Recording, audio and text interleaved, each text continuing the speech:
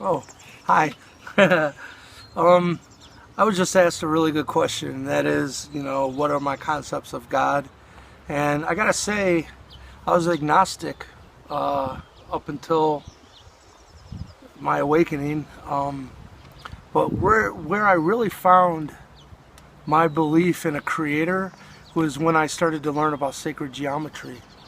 I started to learn that everything from the atom to galaxies are adhering to very specific geometry, the golden mean, Fibonacci sequences, and it's just not on Earth, it's anywhere. It seems like the whole creation is adhering to this very specific geometry, and that's why it's called sacred.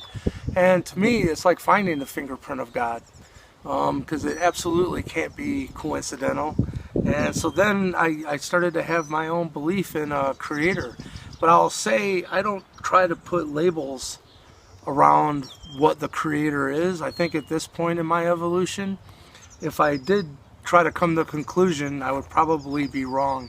I've heard it said it's kind of like we're a fly in a 747, and as much as that fly tries to figure out what it's a part of, even if it does come up with a conclusion, more than likely it's going to be wrong. So I think at this point in my evolution, saying that I know what God or the creator is truly just putting chains around the possibilities of what the creator is. The second part of that question was, what do I think of Jesus? And I think Jesus is exactly who he said he was. I think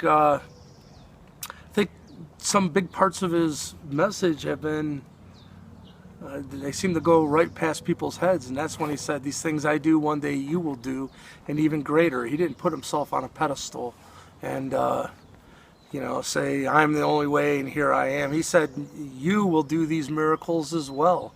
And I think, when you look at, some people know that Jesus came from a specific bloodline, King of David.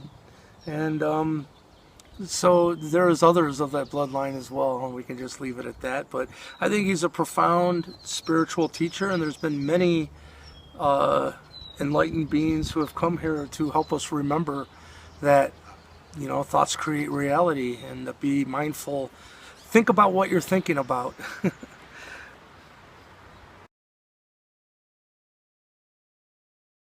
I want to touch on the Christ. And first of all, I guess I'd like to point out the Christ has nothing to do with an individual.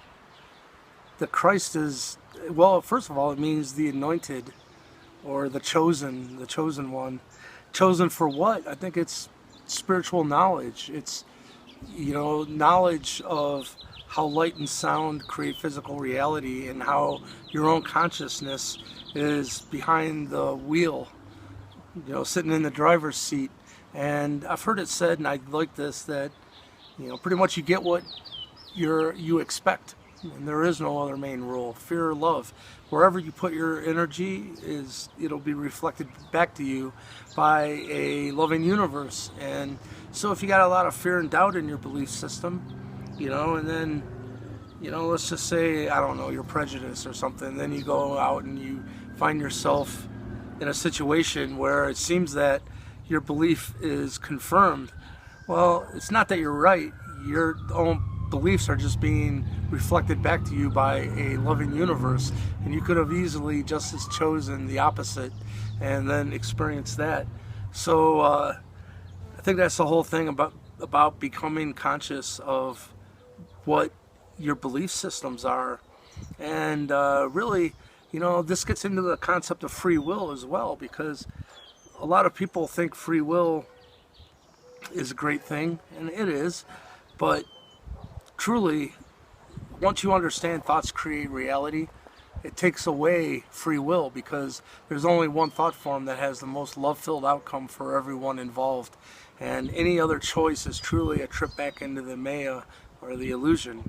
So it really makes you focus what you're thinking about, and but then I think you got to train yourself once that first thought form comes up, which I found out it's usually from the mass consciousness. Not usually, it is.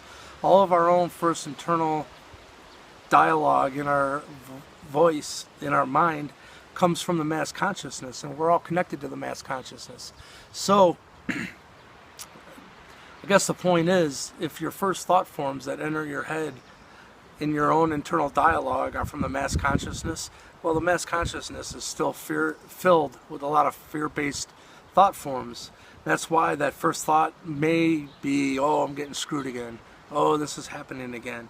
You know, why does this keep happening? Well, it's because you got to look for something different. You know, Bruce Lee, when he'd have a feeling of fear or doubt, he would write it out on paper and burn it and give it back to the universe. Say, thank you for showing me what I got a fear stamp on. Now what else is available?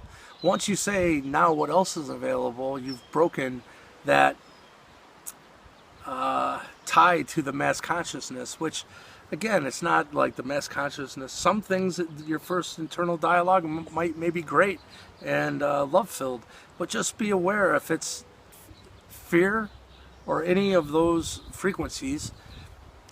Train yourself to say thank you, but what else is available?